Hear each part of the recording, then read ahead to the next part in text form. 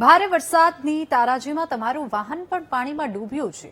Engine fail થવાથી લઈને ગાડી સ્ક્રેપ થવા સુધીના નુકસાનથી ચિંતિત છો તો ગભરાવાની જરૂર નથી। પાણીમાં ગરકાવ થયેલા વાહનોના લાખોના નુકસાનમાંથી કેવી રીતે બચી શકાય, વળતર મેળવવા માટે કઈ ભૂલો ન કરવી, જુઓ વીટીવી ન્યૂઝનો આ ખાસ અહેવાલ।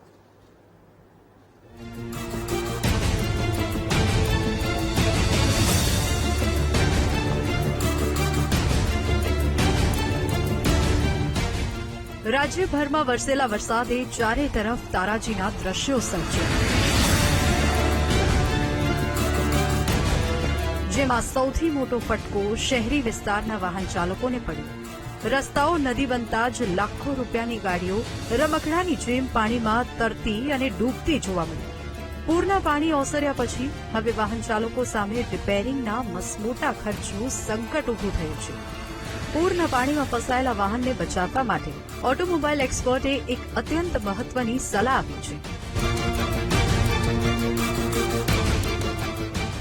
સૌથી પહેલા તો જે બી વ્હીકલ છે તમારું, એ સપોઝ તમે ડ્રાઈવ કરતા હો અને રસ્તામાં પાણીમાં તમે ભરાયા છો તો ઇનકેસ ગાડી બંધ થઈ જાય તો પછી ગાડી સ્ટાર્ટ કરવાનો પ્રયત્ન ના કરો। પહેલી વસ્તુ કે ભાઈ ચલો સેલ મારી ગયા, કદાચ સક્શનમાંથી પાણી આવી ગયું હોય તો તમારું હાઇડ્રોસ્ટેટિક લોક થયું। એ કેસની અંદર તમારી જોડે એન્જિન પ્રોટેક્શન ઇન્સ્યોરન્સ વખતે હોવું જોઈએ। એન્જિન પ્રોટેક્શન હશે તો તમને એના અંદર ઇન્સ્યોરન્સ કવરેજ આપશે જ। એમાં તમારી પોલિસી ઉપર ડિપેન્ડ કરે, તમારી ઝીરો ડેપ્થની છે કે નોર્મલ પોલિસી છે એના ઉપર ડિપેન્ડ કરે।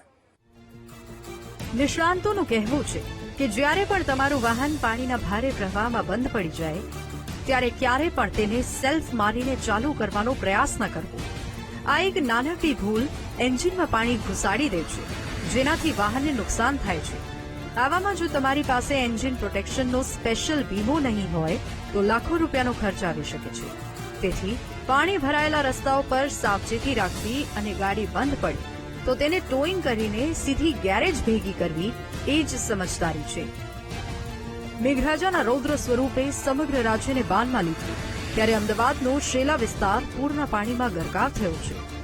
અહીં સોસાયટીઓના પાર્કિંગમાં પાર્ક કરેલી કરોડો રૂપિયાની ગાડીઓ પાણીમાં ડૂબી ગયેલી જોવા મળી। આ આફત વચ્ચે ચિંતાતુર બનેલા વાહન ચાલકો માટે રાહતના સમાચાર એ છે કે જો તમારી ગાડી પાર્કિંગમાં હોય તો વીમા કંપની તરફથી ફૂલ ક્લેમ મળી શકે। આવી સ્થિતિમાં વાહન ચાલકોએ અલગથી એન્જિન પ્રોટેક્શન ઇન્સ્યોરન્સ લીધો ન હોય તો પણ ક્લેમ પાસ થઈ જાય, કારણ કે ગાડી ચાલુ કરવાનો પ્રયત્ન કરાયો જ નથી। એ કેસની અંદર તમારે કોઈ જ એવું જરૂરી નથી હોતું કે તમારું એન્જિન પ્રોટેક્શન લીધેલું હોવું જોઈએ। જે કેસની અંદર ગાડી ડૂબેલી હોય છે પાર્કિંગમાં અથવા તો રોડ સાઈડમાં ગમે ત્યાં પણ ડૂબેલી, ડ્રાઈવ નથી કરતા તમે અથવા તો તમે જાણી જોઈને પાણીમાંથી પસાર નથી કરી, એ કેસમાં તમારી બાય ડિફોલ્ટ કોઈ બી પોલિસી હોય ઇન્સ્યોરન્સ કંપની એનું વળતર ચૂકવે જ છે। વરસાદી આફતમાં વાહન ચાલકોની જાગૃતિ અને સાચી માહિતી જ તેમને મોટા આર્થિક નુકસાનથી બચાવી શકે છે। પાણીમાં ડૂબેલી ગાડીને ચાલુ ન કરવાની એક નાનકડી સમજદારી અને વીમાના નિયમોની સાચી જાણકારી લાખો રૂપિયાનું વળતર અપાવી શકે છે। મુશ્કેલીના આ સમયમાં વાહન ચાલકો ગભરાયા વગર ઇન્સ્યોરન્સ કંપનીનો સંપર્ક કરે તે જ હિતમાં છે। કેમેરામેન શાયર શર્મા સાથે મેહુલ દેસાઈ, વીટીવી ન્યૂઝ, ગાંધીનગર।